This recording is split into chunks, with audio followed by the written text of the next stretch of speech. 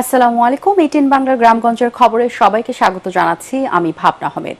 বেশিরভাগ কারখানা চালু হলেও এখনো শ্রমিক অসন্তোষ পুরোপুরি নিয়ন্ত্রণে আসেনি। বিভিন্ন দাবিতে সাভারের আশুলিয়ায় আজও বিক্ষোভ করেছে শ্রমিকরা।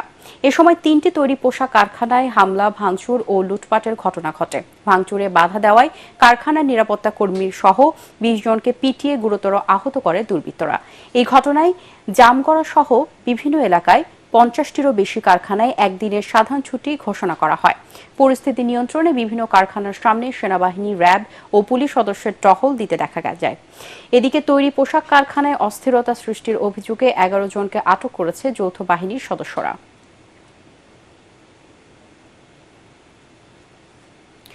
বৈষম্যবিরোধী ছাত্র আন্দোলনের গুলিতে নিহত ও আহতের তথ্য চেয়ে সারা দেশের জেলা প্রশাসক, সরকারি বেসরকারি হাসপাতাল, কবরস্থানগুলোর কর্তৃপক্ষ ও শিক্ষা প্রতিষ্ঠান প্রধানের কাছে চিঠি পাঠিয়েছে আন্তর্জাতিক অপরাধ ট্রাইব্যুনালের তদন্ত সংস্থা। দুপুরে ট্রাইব্যুনালের চিফ প্রসিকিউটর তাজুল ইসলাম এই তথ্য জানান। তিনি আরও জানান, তদন্তের অংশ হিসেবে সকল প্রিন্ট ও ইলেকট্রনিক মিডিয়ার কাছে তথ্য ও ভিডিও ফুটেজ চেয়েও চিঠি দেওয়া হয়েছে। চিফ প্রসিকিউটর বলেন, গণহত্যা হয়েছে সারা দেশে, সেজন্য তদন্ত শেষ করতে দিনরাত কাজ করবেন প্রসিকিউটররা। বিচার প্রক্রিয়া যত দ্রুত সম্ভব শেষ করা হবে, তবে কোনো তড়িঘড়ি করা হবে না। প্রসিকিউশন টিম ও তদন্ত সংস্থায় জনবল বাড়াতে আইন উপদেষ্টার সঙ্গে আলোচনা হয়েছে বলে জানান তাজুল ইসলাম। জুলাই আগস্টের আন্দোলনের ঘটনায় সারা দেশে যে হত্যা মামলা হচ্ছে, সেগুলো আন্তর্জাতিক অপরাধ ট্রাইব্যুনালে স্থানান্তর করা হবে বলেও জানান তিনি। সারা বাংলাদেশের আজকে সকল জেলা প্রশাসক, সকল পুলিশ সুপার, সকল সিভিল সার্জন এদের কাছে চিঠি পাঠাচ্ছি যে আপনাদের কাছে কত আহত এবং নিহতের তালিকা আছে সেগুলো তদন্ত সংস্থার কাছে পাঠানোর জন্য। এছাড়া আমরা সকল মিডিয়া হাউসকে চিঠি দিচ্ছি যে মিডিয়ার কাছে যত অডিও এবং ভিডিও ফুটেজ আছে, প্রিন্ট মিডিয়ার যত রিপোর্ট আছে, আপনাদের কাছে সব কিছু আমরা চেয়েছি তদন্ত সংস্থার কাছে, যাতে করে আমরা তদন্ত রিপোর্টের মধ্যে প্রতিফলিত করতে পারি। এর বাইরে আমরা যতগুলো বড় বড় কবরস্থান আছে, এই কবরস্থানগুলোতে বিভিন্ন সময়ে যত আপনার লাশ গিয়েছে, যেগুলোকে বেওয়ারিশ লাশ হিসেবে দাফন করা হয়েছে, সেগুলো কতজন, কি চিহ্ন তারা রেখেছেন, কোথায় দাফন করা হয়েছে, সেগুলোর তথ্য আমরা চেয়েছি। বন্যা কবলিত এলাকা সহ সারা দেশের ভাঙ্গাচোরা রাস্তা দ্রুত সংস্কার ও পুনর্নির্মাণ করা হবে বলে জানিয়েছেন স্থানীয় সরকার উপদেষ্টা হাসান আরিফ। রাজধানীর আগরগাঁওয়ে LGED ভবনে এক সভা শেষে তিনি বলেন, নতুন আঙ্গিকে নির্মাণ করা হবে সড়ক ও মহাসড়ক। রাজধানীর 2 সিটি কর্পোরেশনে খানাখন্দে ভরা নানা সড়ক সংস্কারে সংশ্লিষ্টদের নির্দেশ দেন তিনি। রিপোর্ট করছেন ইমদাদুল্লাহ বাবু। স্মরণকালের ভয়াবহ বন্যায় আক্রান্ত 12 জেলা থেকে পানি নামার পর স্পষ্ট হতে শুরু করেছে ক্ষয়ক্ষতির চিহ্ন। স্থানীয় সরকার বিভাগের হিসেবে বন্যার পানিতে পূর্বাঞ্চলীয় জেলাগুলোয় প্রায় 8,000 কিলোমিটার সড়ক ক্ষতিগ্রস্ত। নষ্ট হয়েছে হাজারেরও বেশি ব্রিজ ও কালভার্ট। সবচেয়ে বেশি ক্ষতিগ্রস্ত আঞ্চলিক সড়ক। ঢাকা-চট্টগ্রাম মহাসড়কেও তৈরি হয়েছে গর্ত, এতে ভোগান্তিতে সাধারণ মানুষ ঠিকমতো আসছে না নিত্যপণ্যের চালান। এ অবস্থায় নগরীর LGED ভবনে কর্মকর্তাদের সাথে উন্নয়নমূলক কার্যক্রমের অগ্রগতি পর্যালোচনা সভা করেন স্থানীয় সরকার উপদেষ্টা। দীর্ঘ 4 ঘন্টা সভা শেষে গণমাধ্যমের মুখোমুখি হয়ে তিনি জানান, উন্নত কাঁচামাল ব্যবহার করে এসব সড়ক মহাসড়ক পুনর্নির্মাণের উদ্যোগ নেওয়া হয়েছে। বন্যার পরে আমরা বন্যায় দেখেছি যে রাস্তাঘাট খুব দুরবস্থায় আছে, বেহাল অবস্থায় আছে, এবং কমিউনিকেশনটা হচ্ছে একটা বড় জিনিস। এটা পুরো সমাজকেই অ্যাফেক্ট করে, ডিটেলসে যাওয়ার দরকার নেই। গ্রামের সবজিটা ঢাকায় আসে যদি রাস্তা ভালো থাকে। বাজেট যেটা লাগবে সেই টাকাটা উনি অলরেডি পেয়ে গেছেন এবং কাজও আরম্ভ হয়ে গেছে। এবং সেখানে আমরা গুরুত্ব দিয়েছি যে কাজে যেন কোয়ালিটির সঙ্গে কোনোভাবে কম্প্রোমাইজ করা না হয়, যে তাড়াহুড়ো করে কোনো রকম একটা কাজটা সেরে ফেলা যাক, যাতে পরে এখানে আবার মহা উৎসবে আবার একটা কাজ করা যাবে। ঢাকার 2 সিটিতেও বিভিন্ন এলাকায় অলিগলি এমনকি মূল সড়কেও দেখা দিয়েছে গর্ত এবং খানাখন্দ। এতে রাজধানীতে কমেছে যানবাহনের গতি, চলাচলে দুর্ভোগ পোহাচ্ছেন নগরবাসী। স্থানীয় সরকার উপদেষ্টা বলছেন, ভাঙা সড়কের কারণে তিনি নিজেও কষ্ট পাচ্ছেন। রাজু যে ভাস্কর্য, ওই গোল চক্করের সামনে একটা বিশাল মানে বড় জায়গা, রাস্তা ভাঙাচোরা পড়ে আছে বহুদিন ধরে। আমি ওই পথে আসা যাওয়া করি, আমি এসে ইঞ্জিনিয়ার সাহেবকে বলেছি রাত্রে হলেও কাজ করে আপনি এটা ঠিক করেন। আপনি রাজুতে সবাই দাঁড়াচ্ছে আর তার জায়গাটা আপনি ঠিক করেছিলেন, যেখানে নতুন বাংলা অভ্যুদয় হলো আপনি তাকে রেখেছেন, কি বলে যে ওই ভাঙাচোরা রেখেছেন। সড়ক পুনর্নির্মাণের কাজে দুর্নীতি বন্ধে সর্বোচ্চ নজর দেওয়া হচ্ছে বলেও জানিয়েছেন এই উপদেষ্টা। ইমদাদুল্লাহ বাবু, এটিএন বাংলা, ঢাকা। সিরাজগঞ্জের চৌহালিতে জমি নিয়ে বিরোধের জের ধরে 2 ভাগিনাকে হত্যার দায়ে মামাসহ 3 জনকে মৃত্যুদণ্ড দিয়েছে আদালত। একই সঙ্গে প্রত্যেককে 10,000 টাকা অর্থদণ্ড, অনাদায়ে 31 মাস বিনাশ্রম কারাদণ্ডের নির্দেশ দেওয়া হয়। দুপুরে সিরাজগঞ্জ জেলা ও দায়রা জজ এম আলী আহমেদ আসামিদের উপস্থিতিতে এ রায় দেন।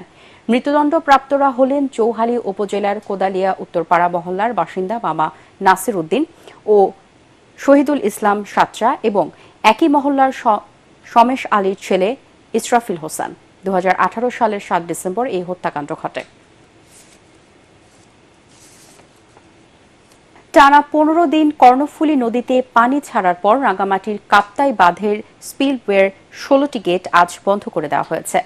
কর্ণফুলী পানি কেন্দ্রের ব্যবস্থাপক এটিএম আব্দুল জাহের জানান, কাপ্তাই হ্রদে পানির উচ্চতা কমে বিপদসীমার নিচে চলে আসায় সকাল থেকে বাঁধের স্পিলওয়ের গেটগুলো বন্ধ করে দেওয়া হয়। এর আগে কাপ্তাই হ্রদের পানি বিপদসীমার অতিক্রম করায় 25 আগস্ট সকাল থেকে 16টি গেট 6 ইঞ্চি করে খুলে দেওয়া হয়েছিল। কাপ্তাই হ্রদে বর্তমানে পর্যাপ্ত পানি থাকায় কর্ণফুলী পানি বিদ্যুৎ কেন্দ্র থেকে 5টি ইউনিটে দৈনিক সর্বোচ্চ 210 থেকে 220 মেগাওয়াট পর্যন্ত বিদ্যুৎ উৎপাদিত হচ্ছে। সেনা, নৌ ও বিমান বাহিনী সবসময়ই জনগণের পাশে ছিল এবং ভবিষ্যতেও থাকবে বলে জানিয়েছেন নৌবাহিনী প্রধান অ্যাডমিরাল এম নাজমুল হাসান। সকালে ভোলা সার্কিট হাউসে নৌ কন্টিনজেন্ট, স্থানীয় প্রশাসন ও আইনশৃঙ্খলা বাহিনীর সাথে মতবিনিময় সভায় তিনি এ কথা জানান।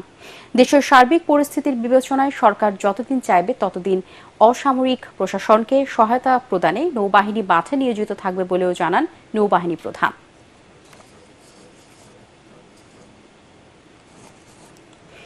৭১-এর মুক্তিযুদ্ধে সবার প্রত্যাশা ছিল জাতি ধর্ম নির্বিশেষে এদেশ সকলের দেশ হবে, কিন্তু স্বাধীনতার 53 বছরেও দেশটি সেভাবে হয়ে ওঠেনি বলে মন্তব্য করেছেন সন্ত্রাস নির্মূল তৌকি মঞ্চের আহ্বায়ক ও সাংস্কৃতিক ব্যক্তিত্ব রশিউর রাব্বি। মেধাবী কিশোর তানভীর মোহাম্মদ তৌকি স্মরণে নারায়ণগঞ্জ কেন্দ্রীয় শহীদ মিনারে আলোক প্রজ্বলন কর্মসূচিতে তিনি এসব কথা বলেন। নারায়ণগঞ্জ সাংস্কৃতিক জোট আয়োজিত এই কর্মসূচিতে খেলাঘর আসরের সাবেক সভাপতি রথীন চক্রবর্তী ও সন্ত্রাস নির্মূল তৌকি মঞ্চের সদস্য সচিব হালিম আজাদ বক্তব্য রাখেন। বক্তারা শেখ হাসিনার আমলে সকল হত্যাকাণ্ডের সুষ্ঠু বিচার দাবি করেন।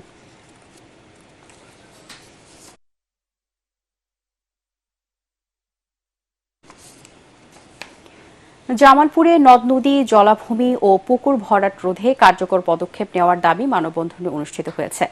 দুপুরে শহরের ফৌজদারি মোড়ে বাংলাদেশ পরিবেশ আন্দোলন, ধরিত্রী রক্ষায় আমরা ও ওয়াটার কিপার বাংলাদেশ এই মানববন্ধনের আয়োজন করে। এ সময় বক্তারা পাথালিয়া এলাকায় পুরাতন ব্রহ্মপুত্র নদের মাঝখানে অবৈধভাবে নির্মাণ করা বাঁধ খুলে দেওয়া সহ নদের বুকে গড়ে ওঠা সকল স্থাপনা উচ্ছেদের দাবি জানান।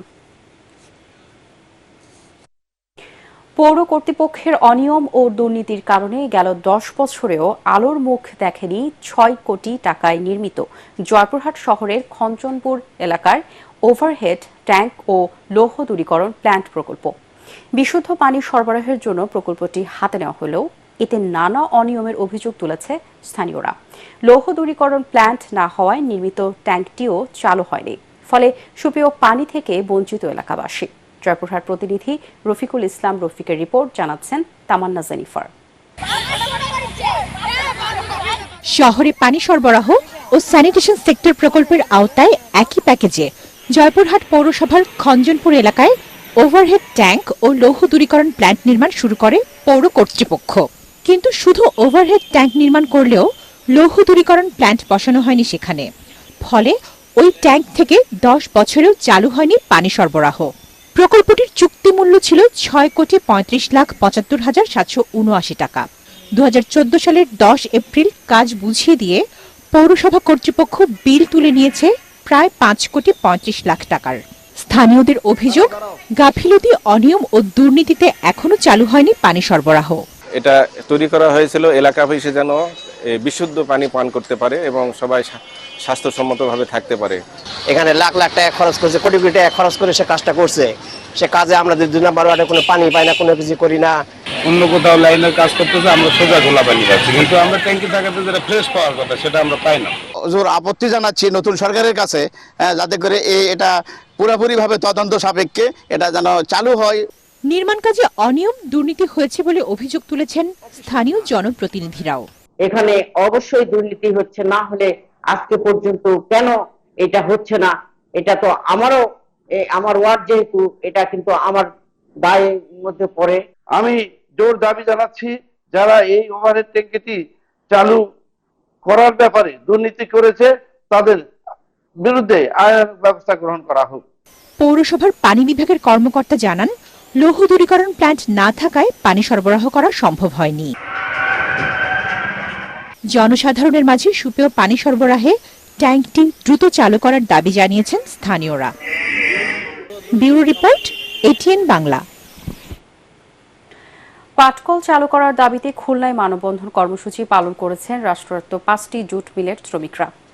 খালিশপুর ক্রিসেন্ট জুট মিলস কারখানা কমিটির আয়োজনে মানববন্ধনে শ্রমিক নেতা শামসুদ্দোহা ডিয়ার, বিপ্লবুর রহমান কুদ্দুস ও নুরুল ইসলাম বক্তব্য রাখেন। বক্তারা অতিবিলম্বে নগরীর 5টি জুট মিলের বকেয়া টাকা সহ সকল শ্রমিকের পাওনা পরিশোধ করার দাবি জানান।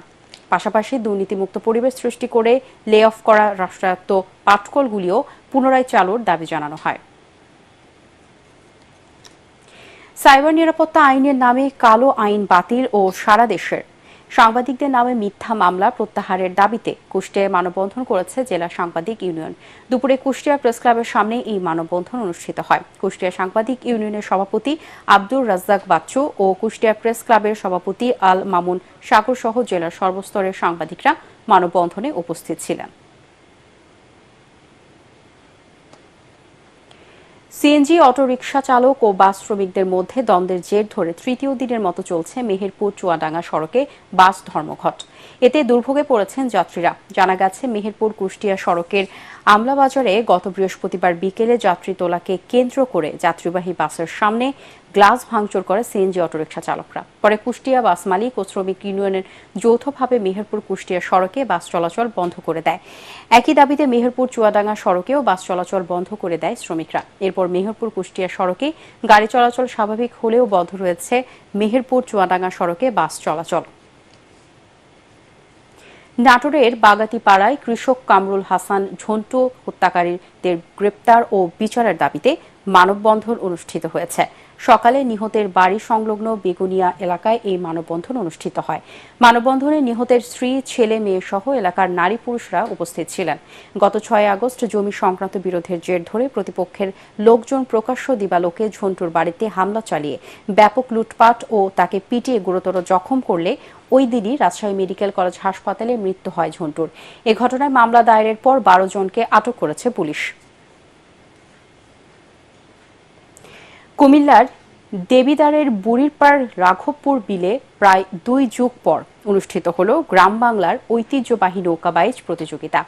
নৌকার মাঝে ঢোলের তালে নাচছেন মাল্লা, সেই সুরে বাইছেন বৈঠা। দর্শনার্থীদের মন রাঙাতে মাথায় বেঁধেছেন নানা রঙের কাপড়। রঙে আঁকা নৌকার সব মাল্লার এক পোশাক। কোষা, ডিঙি, লেবার সহ বড় ছোট অর্ধশতাধিক নৌকা অংশ নেয় প্রতিযোগিতায়। দীর্ঘদিন পর এমন আয়োজনে খুশি প্রতিযোগী, আয়োজক ও স্থানীয়রা। পরে বিজয়ীদের মাঝে পুরস্কার তুলে দেন আয়োজকরা।